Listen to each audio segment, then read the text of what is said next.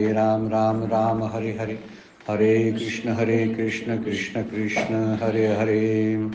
ब्रह्मानन्दं परमसुखदं केवलं ज्ञानमूर्तिं द्वन्द्वातीतं गगनसदृशं तत्त्वमस्यादिलक्ष्यम् एकं नित्यं विमलं अचलं सर्वधी साक्षिभूतं भावातीतं त्रिगुणरहितं सद्गुरुं तं नमामि.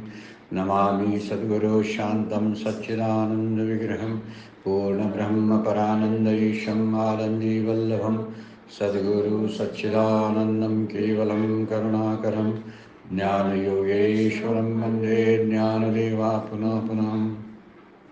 अलङ्कापुरी पुण्यभूमि पवित्र पितेनादतो ज्ञानराजा सुपात्र तया आठवीता महापुण्यराशी.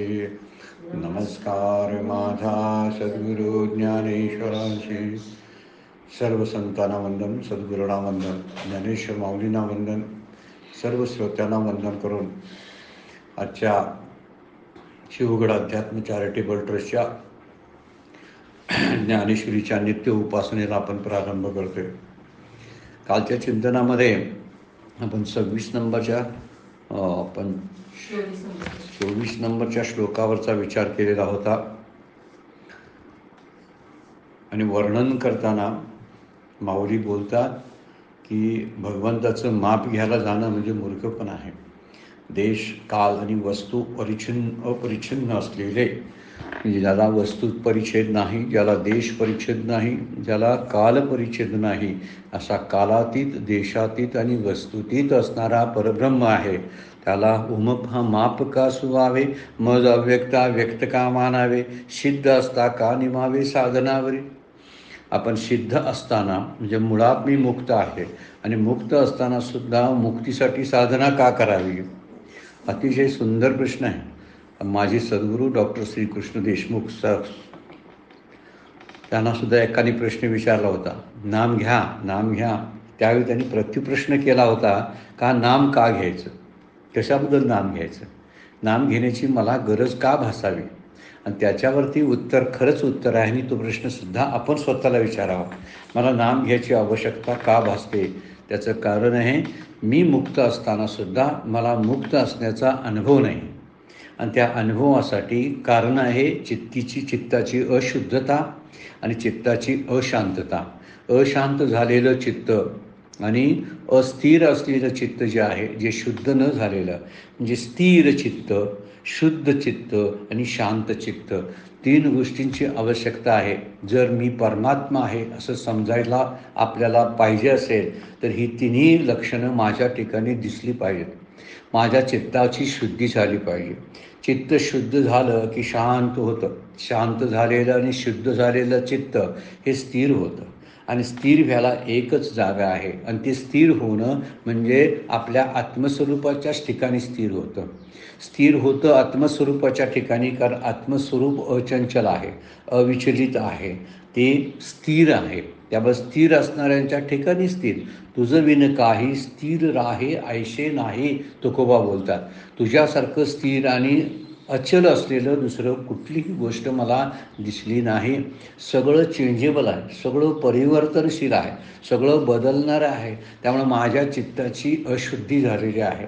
अनेक जन्मातले जी कर्म आहेत ती चांगली, पापाची पुण्याची अशी सगळी कर्म जी आहेत ती कर्म माझ्या त्या अंतःकरणाला चिकटलेली आहेत. त्यातून वासनेची निर्मिती होते, संचित निर्माण होतं. संचितामध्येच वासना असतात, त्या वासना बुद्धीमध्ये राहतात. संचितातल्या राहिलेल्या कर्मानं तयार झालेल्या ज्या वासना आहेत त्या बुद्धीमध्ये राहतात आणि बुद्धी संचितैशी बुद्धी उपजे मना माझी, तसाच तो व्यवहार करायला चालू करतो. अनेक जन्माचे संस्कार आणि वासना असतात आणि त्यामुळे चित्ताची अशुद्धी झालेली असते. एवढं इतक्या जन्माचं चित्त शुद्ध करायला नामासारखा प्रभावी दुसरा उपाय नाही. म्हणून संत नामाचा सतत पाठपुरावा करतात, सतत नामाचं महात्म्य सांगतात. त्याचं कारण आहे, नाम श्रेष्ठ आहे. नाम सगळ्या चिंतनाचं एक सार आहे. ज्याला पारमार्थिक चिंतन आपण म्हणतो, तसं मनापासून 5 मिनटं घेतलेलं नामसुद्धा त्या काळात तरी किमान आपली चित्तशुद्धी करतं.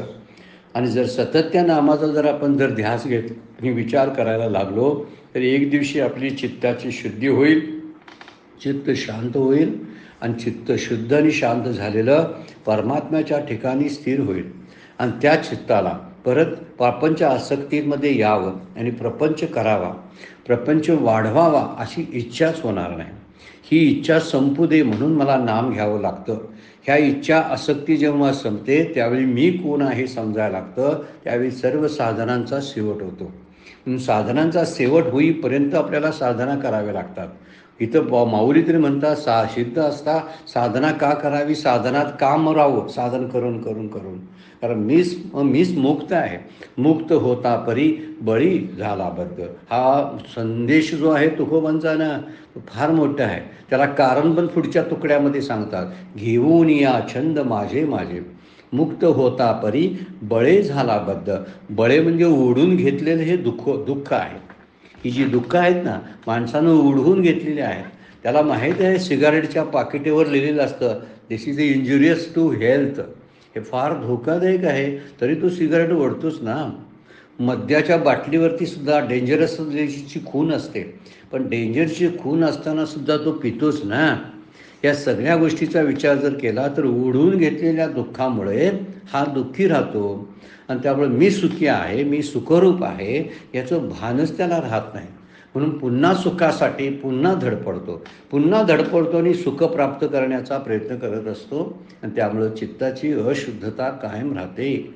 आणि चित्त अशुद्ध राहिल्यामुळं मल विक्षेप आवरणादी दोष पंचकोश जे आहेत ते निर्माण होतात आणि त्या पंचकोशामध्ये स्वतःला अडकून घेऊन हा पंचविषयांचं सेवन करत राहतो. आणि पंचविषयाच्या सेवनामुळं पंचमहाभूताचा ससेमेरा पाठीमागचा संपत नाही. चिंतन करण्यासारखं आहे. आपण शांत बसावं आणि चिंतन करावं ह्या गोष्टीवरती की माझ्या पाठीमागं हा दुःखाचा कायमचा ससेमेरा मला कधी चुकवता येईल. मला दुःख नकोच आहे. सतत रोजचे माझे प्रयत्न चालू असतात की मला दुःखी व्हायचं नाही. जगातला असला कुठलाही प्राणी नाही की तो मला सुख नको म्हणतो आणि दुःख पाहिजे म्हणतो. सुख कदाचित नको म्हणेल एक वेळा पण दुःख हवं आहे असं कोणीही म्हणणार नाही. हा मुद्दा लक्षात घेण्यासारखा आहे. मला जर सुख हवं आहे तर माझं स्वरूपच आनंदरूप आहे म्हणून मला सुखाची इच्छा आहे. मला काहीतरी जाणावंसं वाटतं म्हणून मी ज्ञानरूप आहे, मी चिदरूप आहे आणि मला कधीही माझं अस्तित्व संपून जावं, मी लोप पाहावा आणि विलीन व्हावं, मी मरून जावं असं कधीच कुणाला वाटत नाही. म्हणून माझ्यात सतरूपाची लक्षणं आहेत. जर सदरूप मी आहे, चिदरूप मी आहे, आनंदरूप मी आहे तर मुक्तही मी आहे. पण मी मुक्त आहे ही समजत नाही. त्याच्या पाठीमागचं कारण माऊली पुढच्या श्लोकामध्ये आपल्याला सांगणार आहेत की मी मुक्त असताना सुद्धा मला मुक्ततेचा अनुभव काय येत नाही. माऊलींनी वरच्या श्लोकाचा शेवट करताना परिहा बोलू आघवा जरी विचारजसे पांडवा त्याला कारण सांगतात तरी विशेष या जीवानं चोजवेगा. ह्यांना पचतच नाही. ते सांगितलेले शास्त्र संदेश जे आहेत ते पचत नाहीत, रुचत नाहीत. रुचले पचले कळले तर त्याचे अनुसरण होत नाही आणि त्यामुळं त्याचा ध्यास नसल्यामुळं त्याचा पाठीमागं पाठलाग केला नसल्यामुळं त्याचं पचन होत नाही. म्हणूनच आपल्याला जवळ देव असताना सुद्धा या योगमायेनं आपल्याभोवती कवर एक वेष्टन तयार केलेलं आहे आणि त्या वेष्टनाखाली भगवंत लपलेला आहे, दडून राहिलेला आहे. गुहेत आहे म्हणतात तो, गुहेत. आणि ही गुहा जी आहे ती गुहा कोणती तर याचं वर्णन पुढच्या श्लोकामध्ये माऊली करतात आणि वर्णन भगवद्गीता सुद्धा सांगते. नाहम प्रकाश सर्वश योगमाया समावृतः मूढो वयम नाभिजानाति लोको मामजम अजम अव्ययम माम अजम अव्ययम शब्द वापरलेला आहे बघा. जन्मरहित अव्ययम आहे, मरणरहित असलेल्या मला मूढ लोक जाणत नाहीत. मी योगमायेने अच्छेद झालेला मी सर्व लोकांकरता प्रकट नाही. सगळ्यांसाठी तो प्रकट होत नाही, लपून आहे. पण लपलाय कुणासाठी? ज्याच्यावर योगमायेचं पडळ आहे, योगमायेचं ज्याच्यावरती आवरण आहे तो त्याच्यासाठी तो लपलेला आहे. पण लपलेला जरी असला तरी तो प्रकट आहे. मग प्रकट आहे, मूळचाच प्रकट आहे, पण प्रकट असून सुद्धा मला दिसत नाही. याचं कारण भगवद्गीता आपल्याला सांगते, देव आहे तर बरेच जर बुद्धिवादी मंडळी अच्छी दाखवतात, म्हणतात तुमचा आहे तो देव कुठंतरी कुणाला तरी दिसला पाहिजे ना. अरे दिसायला तशी दृष्टी पाहिजे ना, हा आपला उत्तर त्याच्यावरती असलं पाहिजे. आपल्याकडे तशी दृष्टी नाही. एखादा कलाकार जो असतो तो चित्रामध्ये रेखाटन केलेल्या ज्या रेषा असतात त्या रेषेतून एक कल्पक कसं एक वेगळं असं प्रतिमा त्याच्या मनामध्ये तयार होते. पण माझ्यासारखा जो चित्रकार नाही, त्यामध्ये इंटरेस्ट नाही, त्या माणसाला त्यामधलं काय दिसणार आहे सांगा बघू. आता मला दिसलं नाही आणि त्याला का दिसलं. काय म्हणतात की रवी हिरा दाखवती दर्शने अदृश्य दर्शने संतांची या. तुकाराम महाराजांचा अभंग आहे, माझी ओळ मला लक्षात येणं झाली.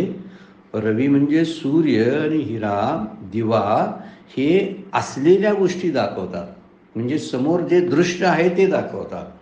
पण अदृश्य दर्शने संतांची या, जे अदृश्य आहे ते संत दाखवतात. कशी गोष्ट महत्त्वाची आहे बघा. सूर्य जे आहे ते दाखवतो. सूर्य नसेल तर मी दिव्याचा वापर करून ते पाहीन मी. परंतु जे अदृश्य आहे त्याला संतांचीच दृष्टी प्राप्त व्हावी लागते. संतांच्या दृष्टीशिवाय हे कळत नाही. त्यासाठी शास्त्राभ्यास आणि तत्त्वचिंतन व्हायला पाहिजे. नामाचा बळकट असा अभ्यास केला पाहिजे श्रद्धेनं आणि भावयुक्त होऊन आपण भगवंताचं नामस्मरण करायला पाहिजे. नाम घेतो पण भाव नसतो, नामाबद्दलचं प्रेम नसतं, देवाबद्दलची कृतज्ञता नसते. आणि मी नामाचं भगवंताचं स्तोत्र गातो, मी नाम म्हणतो, मी भजनं करतो, परंतु माझा त्या भजनामध्ये भाव नसतो. मग भाव असतो कधी कधी तसाच काहीतरी बोलत असतो, बडबडायचं म्हणून त्याला यांत्रिकता प्राप्त होत असते. रोज भर भर भर भर एकदा वाचून संपवायचं, भर भर भर भर नाम घेऊन संपवायचं. माळाच्या माळा ओढायच्या, पण माळा ओढताना त्या माळेमध्ये भाव नसतो आणि भाव नसल्यामुळं भगवंताचं प्रकटीकरण भावानं होत असतं. एखाद्या चित्रकारालाच कसं दिसतं चित्रातलं महिमा जो असतो महात्म्य, तसं संतांना देव दिसतो. माझी दृष्टी तिथंपर्यंत पोचत नाही, कारण माझ्या डोळ्यावरती पडळ आहे. दोष माझा डोळ्याचा आहे. त्यामुळं समजा मी एक काळ्या रंगाचा गॉगल जर घातला तर समोर असलेल्या गोष्टी मला काळ्या दिसतात. हिरव्या रंगाचा गॉगल घातला तर मला हिरव्या रंगाच्या वस्तू दिसतात. आता या गोष्टी हिरव्या आहेत का सांगा बघू. रस्ते गाड्या हिरवे दिसतात, वास्तविक माझा चष्मा गॉगल हिरवा आहे म्हणून दिसतात, त्याच्या काचा हिरव्या आहेत म्हणून दिसतात. आणि परत माझे डोळे पण हिरवे नाहीत, हा आणि मुद्दा आहे. माझे डोळे हिरवे नाहीत तर माझ्या डोळ्यावर असणारी काच हिरवी आहे. म्हणून दोन गोष्टी फार चिंतनाच्या आहेत त्यामधल्या. पण मला जो देव दिसत नाही ती माझ्यात क्षमता नाही म्हणून नव्हे, तर त्या क्षमतेचा पुरेपूर वापर मी करत नाही म्हणून. उदाहरण घेतलं ना आपण, हिरव्या रंगाचा गॉगल घातल्यामुळे सगळी दृश्यच हिरवे दिसतात. आता हिरवे दिसायला कारण माझे डोळे आहेत का? नाही, तर डोळ्यावर परिधान केलेली काच आहे. काचेत दोष आहे, डोळ्यात नाही. हा जर विचार जर आपण करायला लागलो तर आपल्याला काच बदलावी लागेल. म्हणजे माझी साधन पद्धती जी आहे ती साधन पद्धती चुकीची असण्याची शक्यता आहे. मी जे नाम घेतो ती शास्त्रानुसार किंवा संतांनी जे अभिप्रेत आहे, जे सद्गुरूंना अभिप्रेत आहे तसं मी नाम घेत नसावा, म्हणून मला नामाचा अनुभव येत नाही, माझं ध्यान लागत नाही. कारण ध्यानासाठी असलेली जी पूर्वतयारी जी आहे ती पूर्वतयारी माझ्याकडं नसते. सगळ्यात श्रेष्ठ पूर्वतयारी आहे असं सगळं शास्त्र सांगतं. का श्रेष्ठ पूर्वतयारी आहे? कारण शेवटचा क्षण जो पूर्ण व्हायचा आहे तो एकच असतो. त्याच्या अगोदर मात्र अनेक दिवस अनेक वर्ष उपासना करावी लागते, ती पूर्वतयारी असते. त्यामुळे मीच देव आहे, मी मुक्त आहे हे एका क्षणात समजतं. पण त्या एका क्षणासाठी मला अनेक वर्ष साधना करावी लागते. साधना का करायची याचं उत्तर आहे, नाही साधना केली तर चित्त शुद्ध होणार नाही, चित्त शुद्ध झालं नाही तर स्थिर होणार नाही, आणि स्थिर नाही झालं तर ते शांत होणार नाही. शांत अशांत झालेल्या चित्तानं भगवंताला गवसणी घालता येत नाही, कारण तो निर्मलम शांतम निष्कलम शांतम आहे.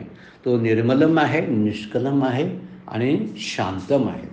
जर त्याचे गुण माझ्या चित्तामध्ये जर उतरले तर मला तोच मी आहे याचा अनुभव या लागेल. महावाक्य आपल्याला सांगतेच ना, छोट्या छोट्या वाक्यामध्ये गुंतून बसल्यामुळं महावाक्याचं चिंतन आपलं होत नाही. शांतपणे बसावं, त्यावरती महावाक्याचं द्वारे चिंतन करावं. सगळ्या ह्या चारही महावाक्यांचे, चारही वेदांच्या 4 महावाक्यांचं स्पष्टीकरण म्हणजे ज्ञानेश्वरी आहे. त्याचा विस्तार केलेला आहे माऊलींनी. हळूहळू सोप्या अगदी बारीक बारीक बारीक तुकडे करून तेच महावाक्य जे आहेत, ही महावाक्य छोट्या छोट्या वाक्यामध्ये तुकडे करून आपल्यासमोर मांडलेले आहेत. फक्त आपण त्याच्याकडे तशी दृष्टी ठेवून पाहावं लागेल आणि मगच कळेल आपल्याला की नेमकं माझं चुकतं आहे कुठं. माझी साधन पद्धती मला बदलावी लागेल, शास्त्राला विचारावं लागेल. शास्त्र म्हणेल ते सांगावे. तस्मात शास्त्र प्रमाणम, शास्त्र पहिलं प्रमाण आहे. नंतर श्री गुरु किंवा संत हे दुसरे प्रमाण आहेत. ही फार महत्त्वाची गोष्ट आहे ना. आणि यानंतर स्वतःचा अनुभव हा शेवटचं प्रमाण आहे. स्वतःचा अनुभव असला पाहिजे. प्रत्येकाचे अनुभव भिन्न भिन्न असतात. कोण काय सांगतो, कोण काय सांगतो, कोण काय सांगतो. म्हणूनच इतक्या शास्त्राची निर्मिती झाली ना. आता एक ग्रंथ लिहून झाल्यानंतर पुन्हा ग्रंथ लिहिण्याची आवश्यकता का भासावी सांगा. त्याला कारण आहे प्रत्येकाचे विविध प्रकारचे अनुभव आहेत. ते अनुभव प्रत्येकानं कथन केलेले आहेत. म्हणजे जर जो गार्गीला आणि मैत्रीला जो अनुभव आला तो जनाबाईंना आला नाही. मुक्ताबाईंचा अनुभव वेगळा आहे. दोन्ही स्त्रियाच आहेत बरं काय. जनाबाई, मुक्ताबाई, तिकडं मैत्री आणि गार्गी स्त्रियाच आहेत ना. त्यांच्या तत्त्वज्ञानाचा विचार वेगळा, जिकडे जनाबाई आणि मुक्ताबाईंचा वेगळा. विचार केला तर लक्षात येतं. गोंदवलेकर महाराज जे सांगतात तेच जे कृष्णमूर्ती सांगतात. फक्त दृष्टी आपली सुधारलेली नाही म्हणून जे कृष्णमूर्ती मला आवडतात, गोंदवलेकर महाराजांचं मला काय चालत नाही, ते हलक्या दर्जाचं आहे. मी उपनिषदांचाच खूप मोठा अभ्यास, संस्कृतचा अभ्यास करतो. मला ज्ञानेश्वरी, तुकारामांची गाथा किंवा नाथांचं भागवत किंवा समर्थांचा दासबोध कमी दर्जाचा वाटतो. असे म्हणणाऱ्यांची बुद्धी कमी असते.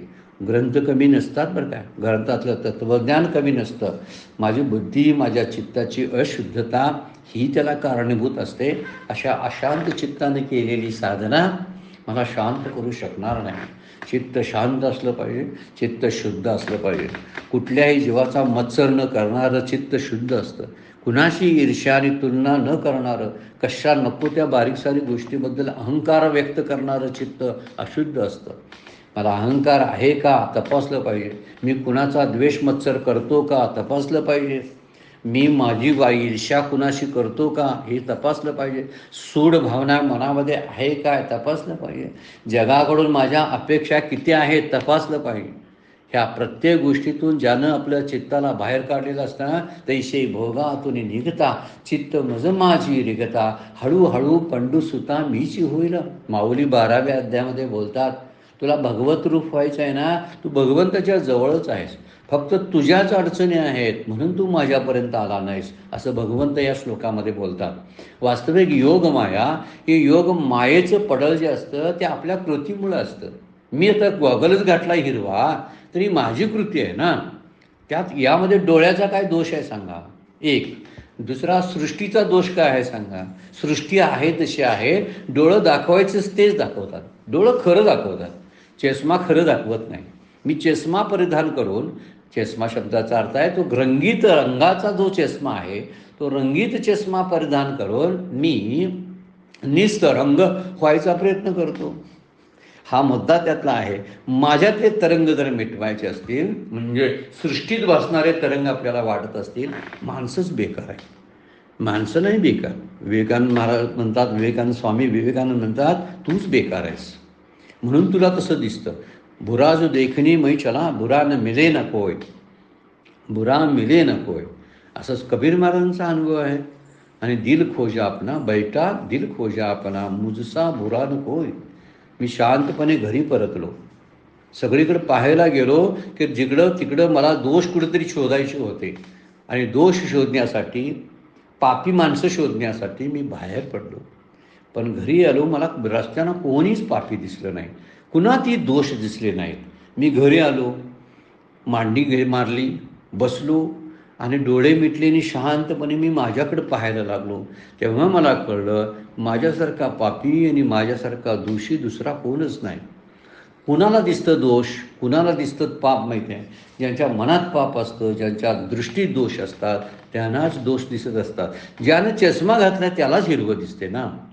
हिरव्या रंगाचा ज्यानं गॉगल घातला आहे त्याला हिरवं दिसत असतं. हा मुद्दा त्यातला फार महत्त्वाचा आहे. आणि त्यामुळं कोणीतरी कुणाची तरी पारख करत जाऊ नये, प्रत्येकाच्या मोजपट्ट्या मोजत जाऊ नये. भगवंताला जसा मोजण्याचा विनाकारण आपण प्रयत्न करत असतो, तसंच भगवंताला मोजण्याचा विनाकारण प्रयत्न या शब्दाचा अर्थ काय आहे? देव असा आहे, देव तसा आहे. या देवामध्ये भिन्नता कशी आहे? इतके देव कसे आहेत? देवाला एका देवाला दाढी आहे तर दुसऱ्या देवाला दाढी का नाही? काय वाटेल ते प्रश्न याला म्हणायचं मोजमाप करणं.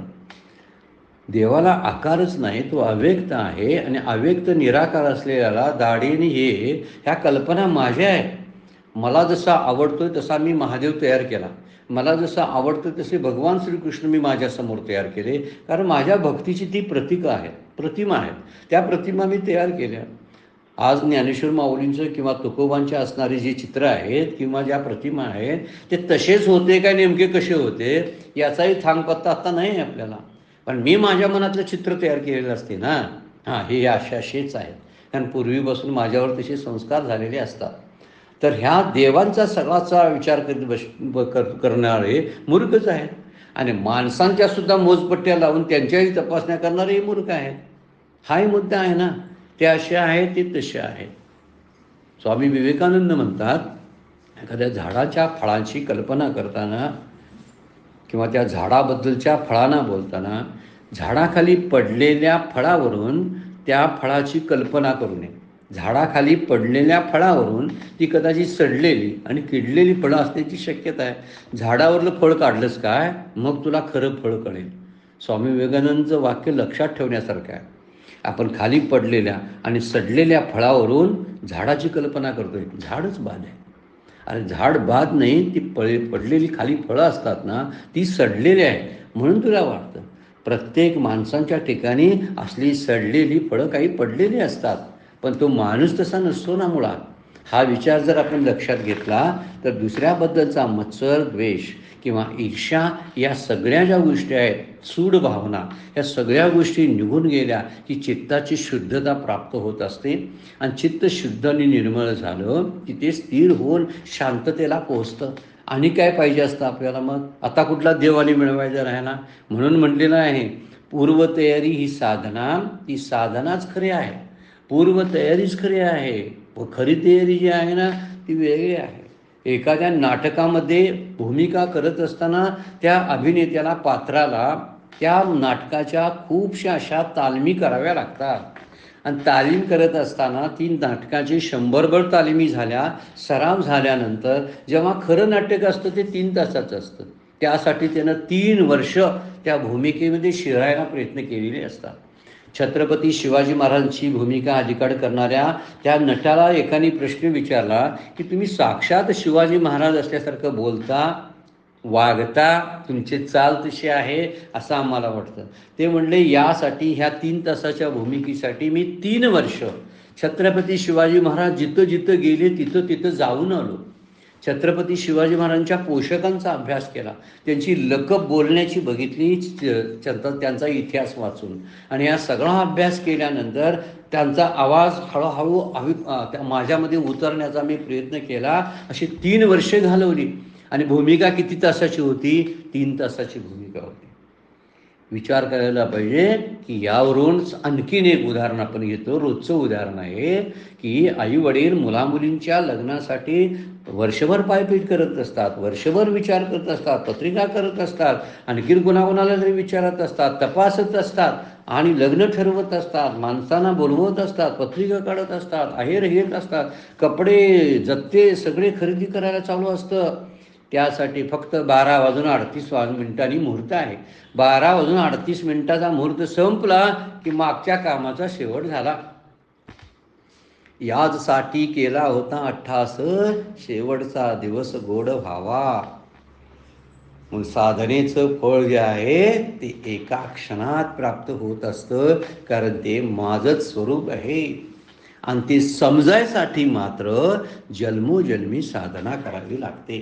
साधनेला कधीही कंटाळायचं नाही. आता भगवद्गीता आपल्याला तेच कारण सांगते. माझ्याजवळ असणारा भगवंत मला प्रकट रूपानं का दिसत नाही? त्याला कारण सांगतात की नाहम प्रकाश सर्वस्व योग माया समावृतः, आवृत्त झालेला आहे, योगमायेनं आवृत्त झालेला आहे. अहम प्रकाश शब्द वापरलाय बघा. मी जन्मरहित आहे पण आच्छादलेला आहे. मूढो अयम, अयम हा ना भी अजानती, ना अजानती म्हणजे ते मला जाणत नाहीत. लोको माम, मला कसं? अजम अव्ययम, मी अज आहे. अज म्हणजे अजन्मा आहे. अजन्मा म्हणजे मी जन्मत नाही. अव्ययम आहे, मी नाशरहित आहे, क्षयरहित आहे, असं मला ते जाणत नाहीत. ती मूर्ती फुटली, मूर्ती वाकडी झाली असं बोलतात, पण माझं अव्यक्त रूप, निराकार रूप वाकडं कसं होईल? मला आकारच नसेल तर माझी मोडतोड कशी होईल? होईल का? मी असा तिकडं तिकडं मला अवयव असतील का? अवयव रहित निरावयव असं तत्व मी आहे. पण योगमायेने आच्छादित झालेला मी सर्व लोकाकरता प्रकट नाही. इथं सर्व लोकाकरता शब्द जो वापरलेला आहे तो फार महत्त्वाचा आहे. म्हणजे काही लोकाकरता प्रकट आहे असा त्याचा अर्थ आहे. मी सर्व लोकांसाठी प्रकट नाही पण काही लोकांसाठी प्रकट आहे असं सांगायचं आहे भगवंताला. पण संतांना जे कळलं ते मला कळत नाही. ऋषीमुनींना जे तत्व समजलं ते मला कळत नाही. मी म्हणतो ते बोललेलं सगळं असंच आहे. सहज आपले बोललेले आहेत वाटतंय. सहज बोललेले नाहीत बरं काय ते. त्यांची वचनं आणि त्यांच्या ग्रंथ जे आहेत ती सहज नाहीत, तर त्यांच्या अनुभवातून स्फुरलेली ते शब्दफुलं आहेत, शब्दसुमनं आहेत. आपण किती घेतो, त्याचा उपयोग आपण किती करून घेतो यावर फार महत्त्वाचं आहे. म्हणून विचार ते सांगितलेला आहे की मी योग मायेनं युक्त आहे. एक 2-3 ओव्याच माऊलींनी याच्यावरती वापरलेले आहेत, पण तत्त्वज्ञान जे आहे ते फार मोठं आहे. म्हणून विचार करायला पाहिजे. माझ्या साधनेतले दोष पाहिले पाहिजेत. हे ज्ञानाचे प्रतिबंध जे असतात ना, हे प्रतिबंधच मला त्याला समजण्यापासून आड पडत असतात. म्हणून विचार तिथं यासाठीच केलेला आहे. माऊली बोलतात का जे योग माया पडळे, हे झाले आहाती अंधळे. माऊली सरळ शब्द वापरतात. दिसत नाही का? भगवंत म्हणतात योगमायेनं दिसत नाही, पण माऊली म्हणतात योगमाया म्हणजे आंधळे, अज्ञानानं झाले. म्हणून प्रकाशीची देहबळे न देगती माते.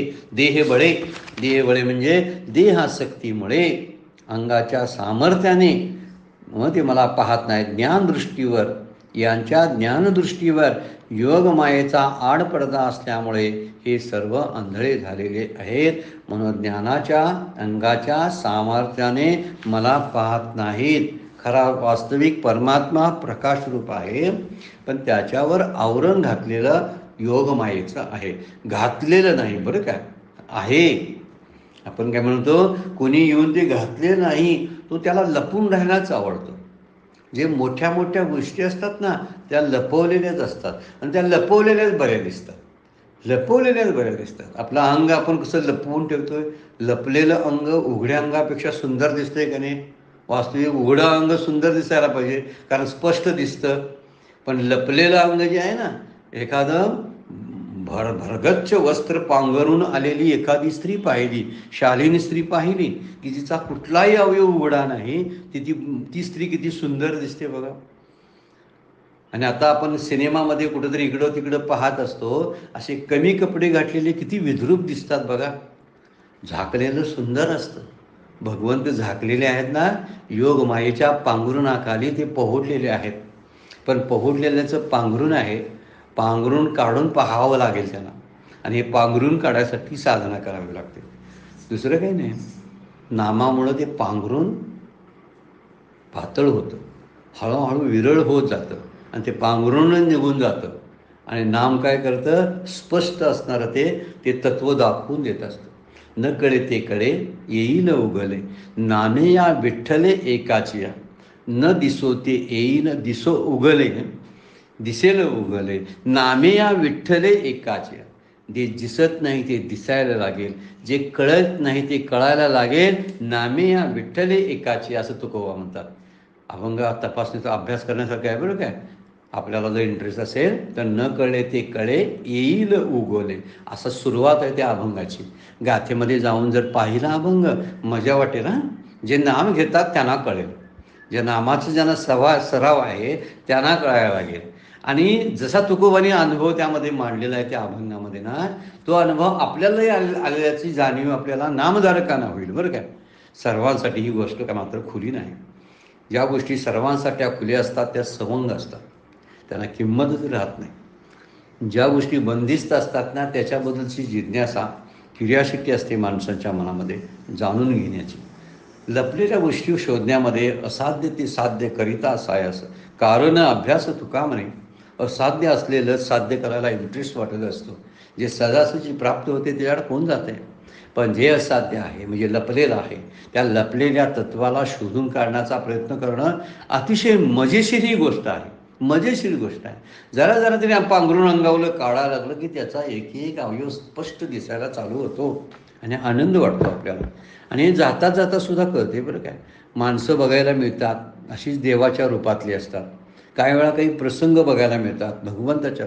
माझ्या अंतःकरणामध्ये काही मला अनुभव येत असतात.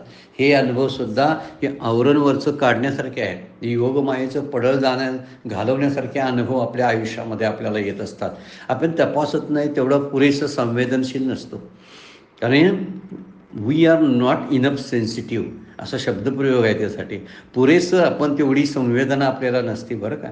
ज्यांना संवेदना आहे म्हणजे खूप सगळ्या वनस्पती असतात, पण लाजाळू नावाची वनस्पती आहे बघा, स्पर्श झाल्याबरोबर तिची आपली सगळी पानं मिटवून घेते. केवढी संवेदना आणि सेन्सिटिव्हिटी आहे त्या वनस्पतीमध्ये. इतर तसे असतात काय बघा, नाही. एवढी सेन्सिटिव्हिटी जर माझ्यामध्ये असेल ना, तर जगातलं गूढ असणाऱ्या तत्वाचा मलासुद्धा शोध लागेल. मी तेवढा गंभीर नाही आणि मी तेवढा सूक्ष्म नाही. ते तत्त्व सूक्ष्म आहे. त्या सूक्ष्माला जाणण्यासाठी आपण सूक्ष्म व्हावं लागते. एवढं छोटंसं होल आहे दाराला, पण त्या छोट्याशा होलमधनं जर मला आज जायचं असेल तर काय करायला पाहिजे, मला छोटं व्हावं लागेल. होल छोटंसं आहे, जायचं असेल तर मलासुद्धा होलासारखं छोटं व्हायला लागेल ना त्याच आकाराचं. तसाच मला आकार धारण करावा लागेल.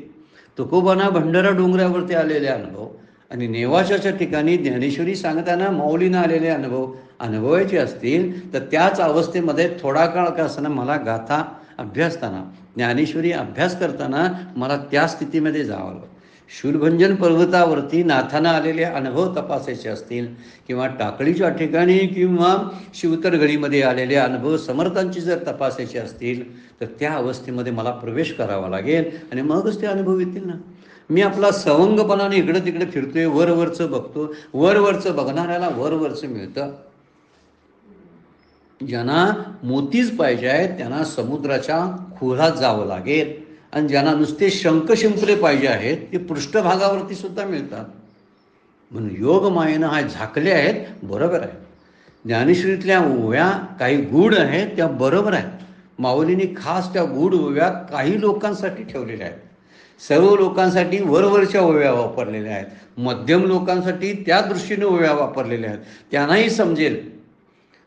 सर्वसामान्यांनाही ज्ञानेश्वरी समजेल, ती समजणं त्यांच्या दृष्टीनं असेल.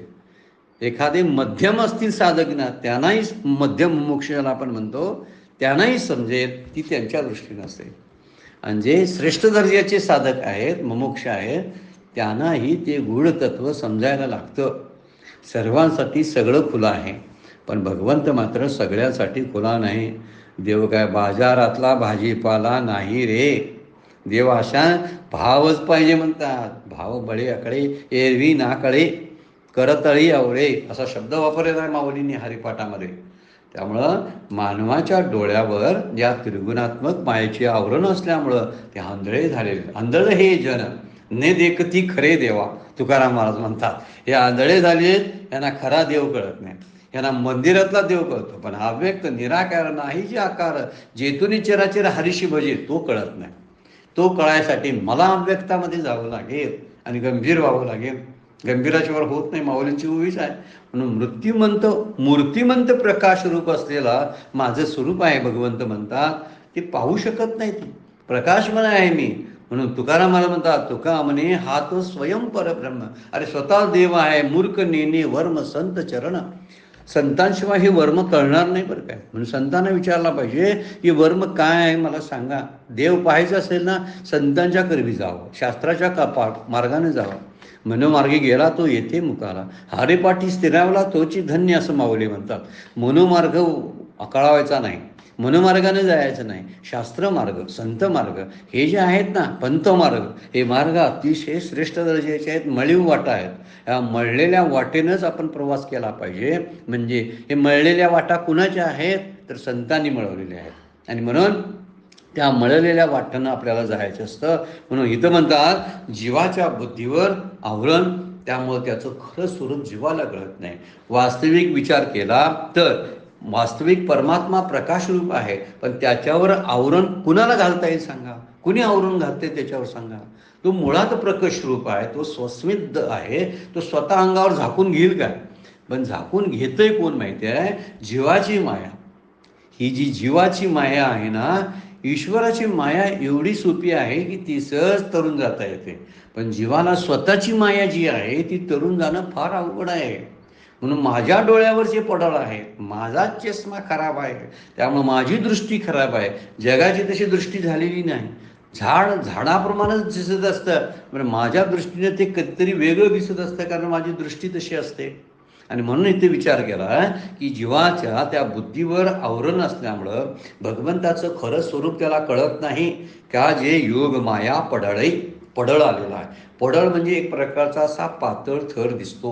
हे झाले आहाती आंधळे, ते आंधळे झालेले आहेत. आणि म्हणून जसं एखाद्या ढगानं सूर्य झाकला जावा तसा प्रकार आहे. सूर्य असून सुद्धा तो दिसत नाही. त्याला कारण काय आहे सांगा बघू. तर डोळ्याची जी मर्यादा जी आहे, त्या मर्यादेप्रमाणे तो ढगच पाहतो. पहिल्यांदा ढगच दिसतात, सूर्य दिसत नाही. म्हणून सूर्य नाही म्हणणारे कसे आहेत? मूढ आहे. एवढाच शब्द वापरला आहे माऊलीने. इथं म्हणतात मूढो वयम नाभिजानाति, ते मला जाणत नाहीत. आणि इथं आंधळे शब्द माऊली त्यासाठी वापरतात. आंधळे म्हणजे मूढच आहे. मूढ म्हणजे ज्यांना आपलं स्वत्व काही कळत नाही, तवानं युक्त झालेले असतात, मलयुक्त असतात, असे जे आहेत ते मूढ शब्द वापरलेला आहे. त्यामुळे ढगानं सूर्य झाकला तर सूर्यच नाहीसा झाला असं ते म्हणतात. काही जण म्हणतात सूर्य ढगाच्या आड आहे, आणि काही जण म्हणतात ढग मला दिसतात कारण सूर्य आहे म्हणून. तिन्हीही चिंतनं लक्षात ठेवली पाहिजेत हा, फार महत्त्वाचे आहेत.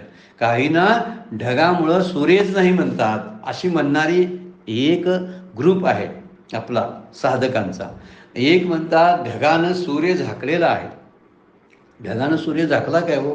नाही, ढग आले तर आडवे त्याच्या. ढगानं सूर्य झाकलेला नाही आहे. त्यामुळं विचार केला तर सूर्याला झाकता येईल एवढे छोटे छोटे ढग सूर्याला कसे झाकतील सांगा बघू. सर्वसाधारण विचार जर केला, माझं एक बोट जरी मी डोळ्याजवळ आडवं लावलं तरी सूर्य झाकला जातो. माझ्या बोटावडा सूर्य आहे काय सांगा मग? एका बोटानं सूर्य झाकला जाईल? तसा योग मायेनं भगवंत झाकला जाईल का? नाही. योग माया ही खरी मायाची जीवाची माया आहे. याला जीव माया म्हणायला पाहिजे. एक ईश माया आणि एक जीव माया.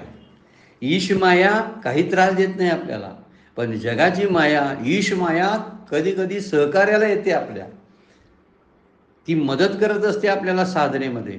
पण जीव माया खरा प्रतिबंध, ज्ञानातला खरा प्रतिबंध जीव मायेतली अडचण, आवरण आहे.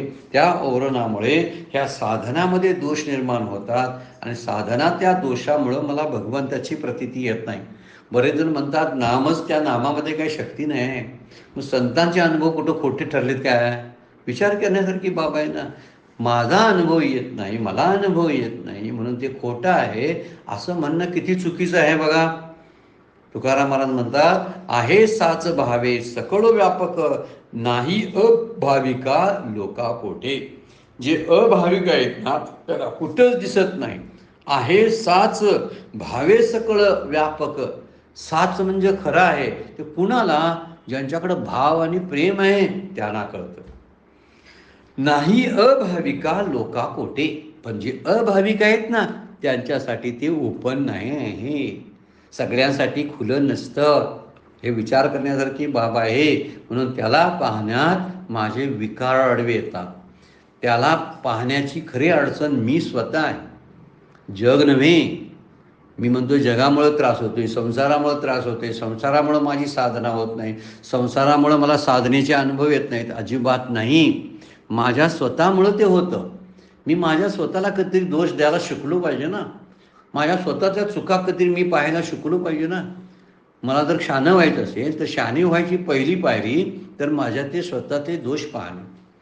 दुसरी पायरी ते दोष असतील त्याच्यावरती चिंतन करून हे दोष माझ्याकडं का घडतात अशी दुसरी पायरी. आणि तिसरी पायरी चिंतनानंतरची हळूहळू प्रयत्नपूर्वक ते दोष घालवणे. 3 पायऱ्यावरती आपण आपलं स्वतःचं आत्मपरीक्षण करू शकतो. त्यातलं पहिलं प्रकरण आहे, कोण आपला दोष आहे हे मान्यच करत नाही. आणि मान्य न केल्यामुळं आहेत म्हणायला जागाच नाही ना. ते जग म्हणतात ते मी दोषी आहे असं जग म्हणतात, मी स्वतः दोषी आहे असं नाहीच वाटत. म्हणून तू विचार इथं सांगितलेला आहे की दोष आहेत काय तपासणं, ते आहेत ते मान्य करणं, मान्य करण्यासाठी ते कशामुळं घडतात हे तपासणं, आणि ते घालवण्यासाठी मनापासून प्रयत्न करणं. हे दोष रहित चित्तशुद्ध होण्याची लक्षणं आपण बघायला लागलो आहे. म्हणून त्याला पाहण्यामध्ये खरं पाहण्यात अडचण कुणाची असेल तर माझ्यातले विकार आहेत. म्हणून जनी वनी अवघा देव वासनेचा पुसावा ठाव. तुकाराम महाराज लगेच सांगतात बघा, बरोबर सांगतात. जनी वनी अवघा देव, सगळीकडे देव भरून राहिलेला आहे. पण काय करावं मग? वासनेचा पुसावा ठाव, म्हणजे वासना घालवून टाकावी. म्हणजे देव दिसतोच आहेतच मुळात, पण आपल्याला तो सापडत नाही. म्हणून आपण त्याच्यावरती विचार करायला लागलोय. आता वेळ संपलेली आहे, पण चिंतन अजून अपुरं थोडंसं आहे. ते चिंतनाचा विचार आपण नंतरच्या ह्याच्यामध्ये करूया. का जे योग माया पडळे, हे झाले हाती अंधळे, म्हणून प्रकाशाचिनी देवळे, न देखती माते एरवी मी नशे ऐशे. काय वस्तू जात असे, पाहे पा कवन जळ रसे रहित आहे. विचार सांगितलेला आहे. त्या ओवीचा विचार आपण पुढच्या चिंतनामध्ये पाहूया. आज आपण 158 नंबरच्या ओवीचं चिंतन सुरू केलेलं आहे. आता संपत येईल की थोडंसं राहिलेलं चिंतन उद्याच्या चिंतनामध्ये आपण पाहू. 158 नंबरच्या ओवीचा आणि 25वा श्लोक 7व्या अध्यायातील. ह्या 7व्या अध्यायाचा समारोप व्हायला गेला आहे आणि त्यामुळं माऊली आपलं जे प्रकटीकरण आहे ते सांगायला सुरुवात केलेली आहे. आजची सेवा सद्गुरूंच्या चरणी, भगवान ज्ञानेश्वरांच्या चरणी अर्पण करून विराम घेऊया. पुंडलिक वरदा हरी विठ्ठल श्री ज्ञानदेव तुकाराम.